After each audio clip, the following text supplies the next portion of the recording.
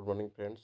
आज more trade number अच्छी मु एल टी आई ट्रेड करी बोली भावुची फॉर स्विंग ट्रेड। देखो तो एत बड़ क्रैश रे भी निफ्टी आईटी रे पॉजिटिव मोमेंटम अच्छी आउ ता भितर मु एल टी आई देखुली कहीं देखो तो यहाँ जदि आप देखिए बॉलीजर बैंड बाउ कर 50 ऊपर जस्ट ऊपर ट्रेड करुँच गोटे भल हैमर कैंडल फॉर्मेशन करछि। आ गोटे कथा होची आपण यदि बॉलीजर बैंड देखिए बॉलीजर बैंड रो सपोर्ट नहीं कि ऊपर जाऊँगी आउ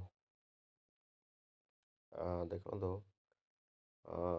50 आर एस आई 50 ऊपर ट्रेड करुँच आउ M A C D cross over हवा को जस्ट जाऊँगी आउ डी एम आई देखिए प्लस डी आईटा ऊपर को अपटिक होची आ माइनस डी आई तलक आसुची।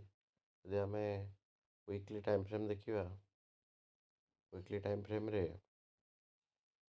बर्तमान पाई कौन अच्छी एडीएक्स प्लस डेटा उपर अच्छी माइनस डे तले अच्छी आउ देखो सब जाक पॉजिटिव मोमेंटम अच्छी।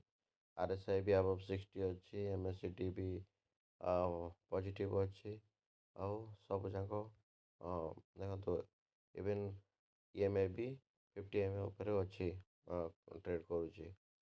जदि यहाँ देखिए नेक्स्ट रेजिस्टेंस है ये अच्छी 6500 अच्छी बर्तमान पे ट्रेड कर 6100 आम जदि मिनिमम टार्गेट प्रॉफिट देखा एठू 6400 रु 6500 गोटे 5 to 6% प्रॉफिट क्लीयरली देखा जाऊँगी। तेणु यहाँ को मुझे मोर ट्रेडिंग रे नौची। Thank you.